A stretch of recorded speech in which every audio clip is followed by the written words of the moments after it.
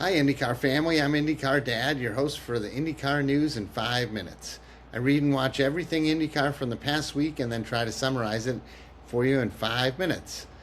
Quick updates. The big news is that McLaren went 1-2 at Mid Ohio. I was at the race, fun environment. If you've never been to Mid Ohio, it's kind of down homey and inexpensive, I would say.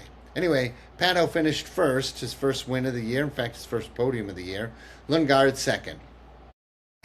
They outpaced and outraced Alex Palou all weekend, and also Kyle Kirkwood and Rinus VeeKay beat Alex Palou in the race. So the race was a little boring in my opinion. There were no cautions, no big drama. It did have one pass for the lead. Pato actually passed Lundgaard on track for the lead, so they battled it out pretty fiercely the whole race.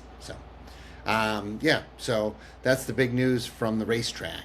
The big news in silly season is it is confirmed that Scott Dixon is going to McLaren next year, and so is Felix Rosenqvist. This is a huge move for Dixon. He's been over 20 years with Chip Ganassi Racing. He won 6 championships with them, and so the move is really interesting. There's some other things going on. Dixon's a New Zealander. Bruce McLaren, the founder of McLaren, was a New Zealander. Dixon's wife lives in England, McLaren's in England, so maybe there's some other reasons they're going over there. But it looks like Dixon is replacing Lundgaard, although they haven't announced him for the number 7 car. And Felix Rosenqvist looks like he's replacing Nolan Siegel. The move is likely a push to win the Indy 500, which everyone says the Indy 500 is more important than winning the whole championship. So I think, and McLaren's never won the Indy 500. So I think here's a push. I also think there's a push to have strong development drivers in place next season because that's when they'll start developing the 2028 car.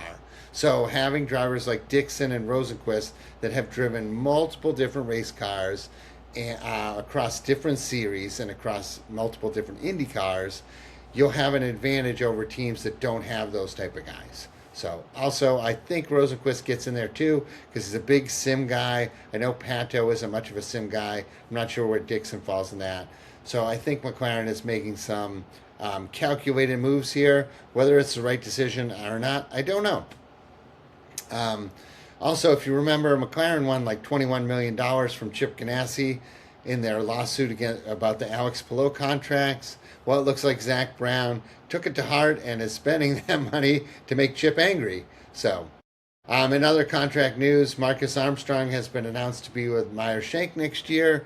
He'll be in the 60 car, so I think you can kind of consider Marcus Armstrong Meyer Shank's lead driver for next season.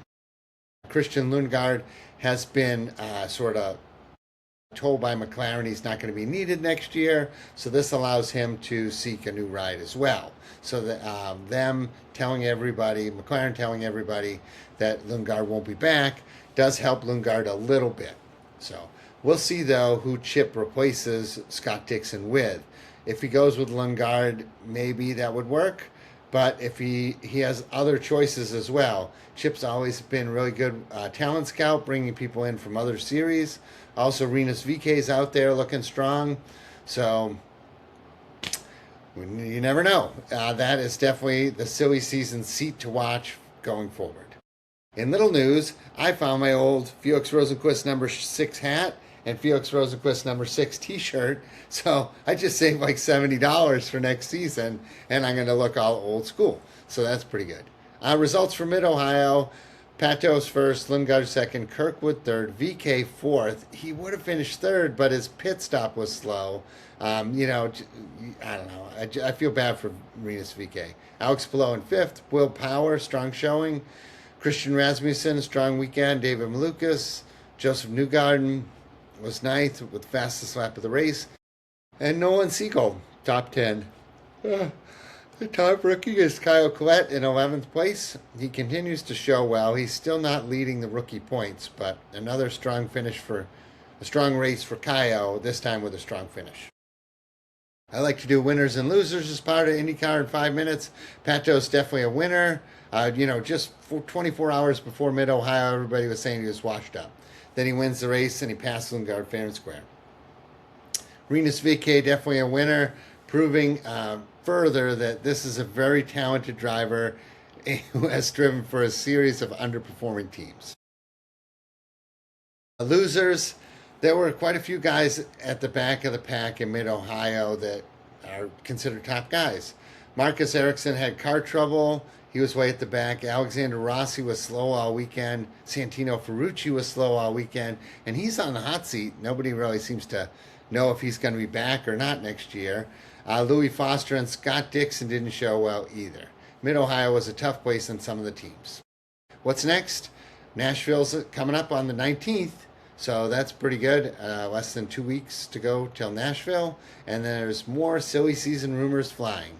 So there you go, everybody. I'm IndyCar Dad, and this is the IndyCar Dad podcast, IndyCar News in 5 minutes.